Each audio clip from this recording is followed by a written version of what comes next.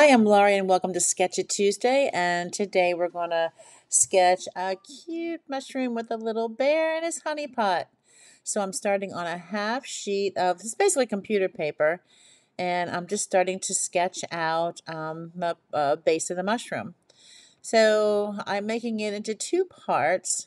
I'm going to round it there at the bottom, but that little jaggy part halfway down, just to add some character to the mushroom.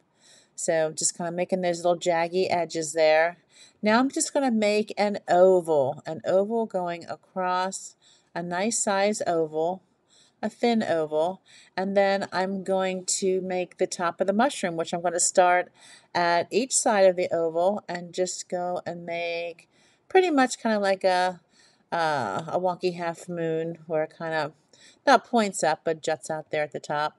And then I'm going to bring up that stem of the mushroom and then erase where part of that oval went through, because that mushroom stem is going all the way up in.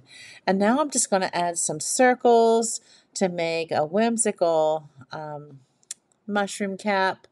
This is just a little fun little springtime sketch that we're going to paint on Friday. And I just thought it would be fun to do. I do like making the mushrooms, because I'm going to be doing a blog post on making an enchanted, whimsical watercolors, and I want to do mushrooms in it. So I thought, what a great way for me to practice with the mushrooms than to do this for Sketch It Tuesday. So now I'm just going to draw this outline shape of a little bear. Just a little bear just lazing up against the mushroom. Like I said, this is whimsical, it's enchanted.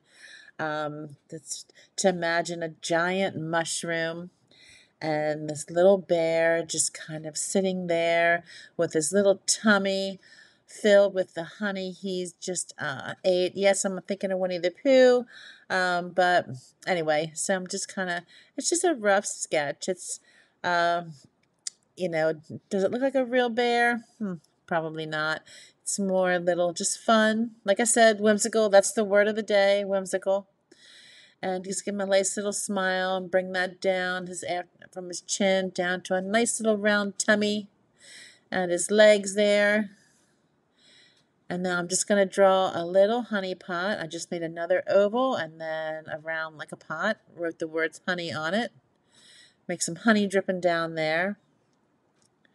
And now I'm just going to draw a bee. I made 3 circles, and in those 3 circles I'm going to put 3 little lines, for the black and the white for the bee, and give him his little legs and antenna, and then put the wings on, because where there's honey, I always feel there's going to be a little bee somewhere.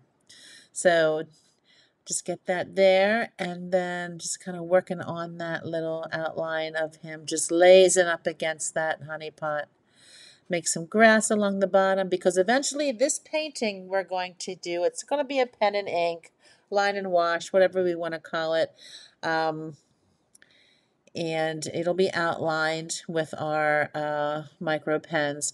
Now I'm just drawing some little leafy stems coming out there.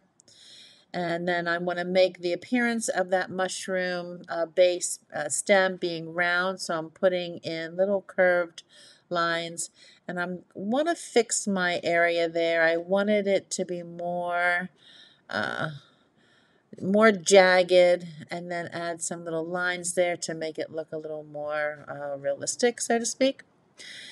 So now it's time to just add, if you ever notice on mushrooms, there's little imperfections in it, so I'm just adding these little dashes, vertical lines. So yeah, and then I just want to fix his little leg there, just so it only starts part way. I didn't want the whole leg outlined. And just kind of make his back a little more, his little bottom a little more curved.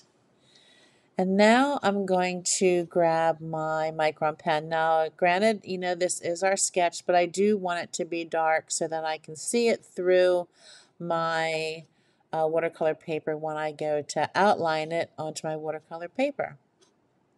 So I'm just outlining it in black. That's what I'll be doing with the whole thing, and then we'll erase all the pencil lines and that'll make it easier for me to trace. Plus, it will give you an idea of when we go to paint it, we are going to outline it with our micro pen. I have a micron pen. Any permanent waterproof marker will do. So, but when we do our painting, though, we're not going to outline it until it's completely finished and completely dry. But I just want to give you an idea of what it will look like before it's painted. So I'm just adding all of that detail in there and basically just watercoloring it. If you are not watching this through our Facebook group, the Facebook group is called Watercolor Tutorial and Inspiration. I would love for you to come join us there every Tuesday. We do a Sketch It Tuesday, and then on Fridays, we call it Paint It Friday. I have a video where I actually paint in the picture of whatever the Sketch It Tuesday is. So as we finish up the sketch here, if you haven't visited my website at www.colorfulcreativewatercolors.com, I would love for you to join. And then down below, if you haven't grabbed any of my freebies, I have a freebie down there. Plus, you can join me on Patreon, which I do have things set up over on there. And I will link all of that down below. So we're almost done with the sketch, and then I will erase. Oh, I already did erase. I'm filling in areas that I forgot to trace. After I erased it, I saw there were some blank areas, and I just like adding some of that grass in there. And there you go. We have completed our sketch. Now I am erasing it. I was chatting and I lost where I was. So now I am erasing it. And then once I erase, I will discover that I missed some areas with my pen that I had done in pencil, and I want to fill those in. So I remember to do those when I transfer this sketch over to our watercolor drawing. I want to add in that grass in there because he's just sitting there, relaxing, smiling at the bee. His tummy is full. He's ready to take a nap. I love when pictures tell a story, and that's the story of this picture. And there we go. It is ready. It is ready for Paint It Friday. So, hey, thanks for watching. ColorfulCreativeWatercolors.com. Stay colorful, stay creative, and have fun. Bye-bye.